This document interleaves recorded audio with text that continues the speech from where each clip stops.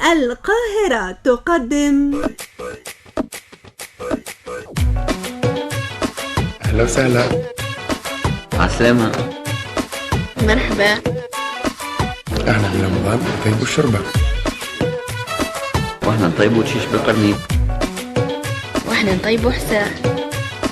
إن شاء الله رمضانكم مبروك. سنين دايما. كل عام وانتم بخير. باي باي. باي باي. رمضانكو بالمصري.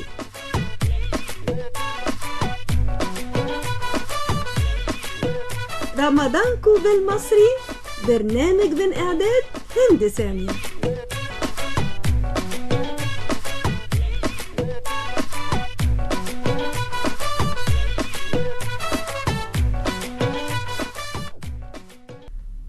أعزائي المستمعين، أهلا ومرحبا بكم معنا وهذه الحلقة الجديدة من برنامجكم رمضانكو بالمصري.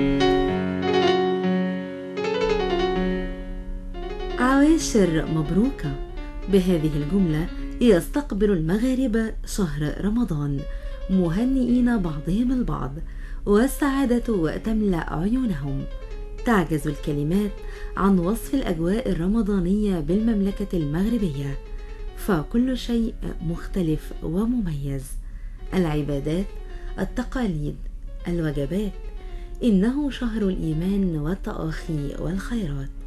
بلا منازع كل شيء وحتى الأمور البسيطة توحي بقيمة هذا الشهر الفضيل، حيث المساجد مكتظة بالمصلين في كل الأوقات، وخصوصا عند صلاة التراويح، إضافة إلى قراءة القرآن الكريم والتسبيح والتقرب من الخالق والتبرعات وتحضير الإفطار الجماعي للمساكين والفقراء من طرف الميسورين وبعض الجمعيات الخيرية.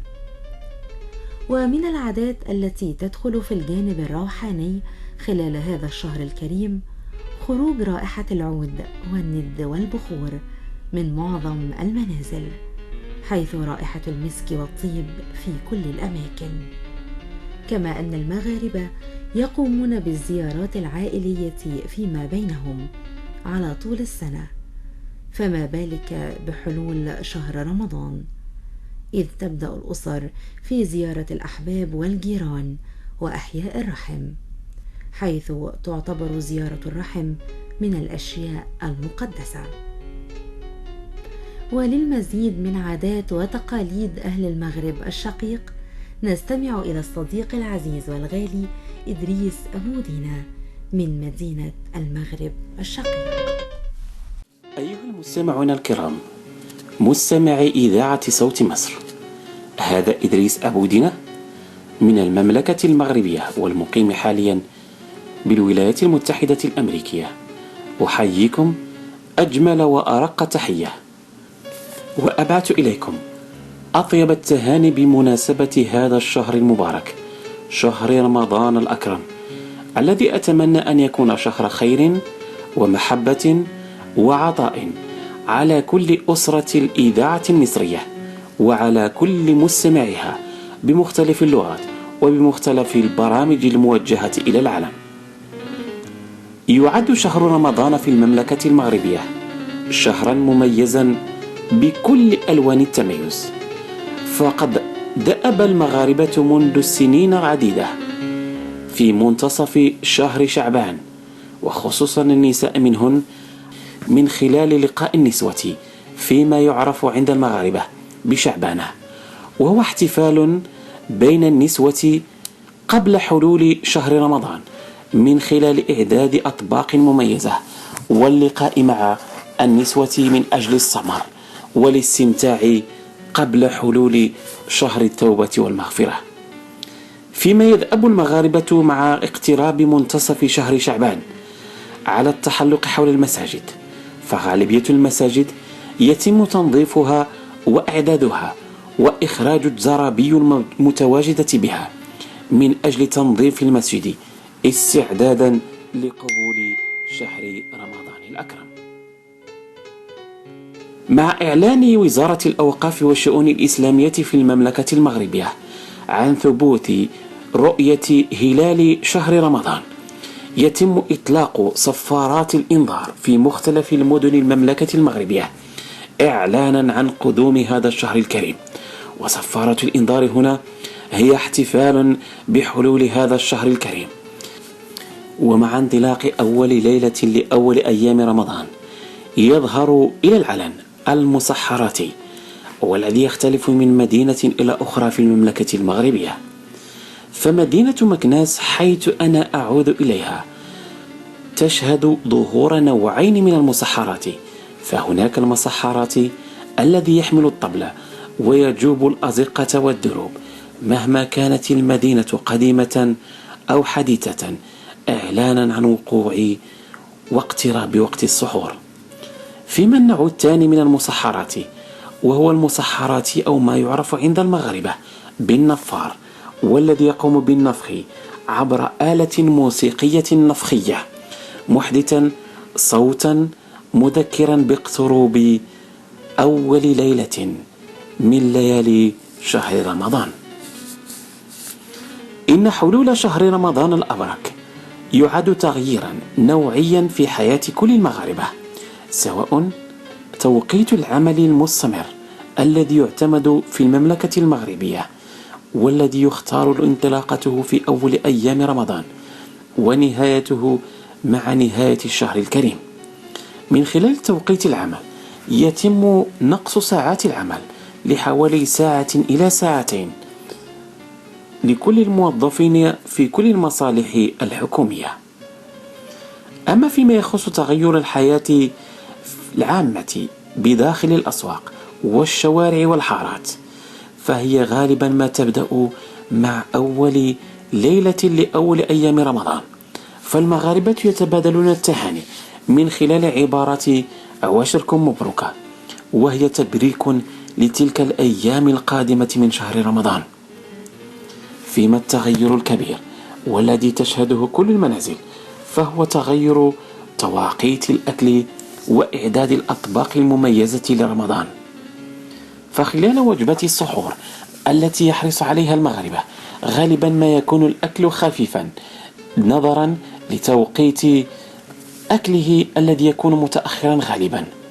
بعدها ينطلق المغاربة إلى المساجد لإحياء ليالي رمضان، حيث تعلن بداية صلاة التراويح بعد ثبوت رؤية الهلال مع صلاة العشاء لأول ليلة قبل حلول أول أيام رمضان. يحرص المغاربة خلال هذا الشهر على ملء المساجد، يجد أن المساجد تفرش الطرقات بالزراب، وذلك للأفواج الكثيرة التي تحضر صلاة التراويح.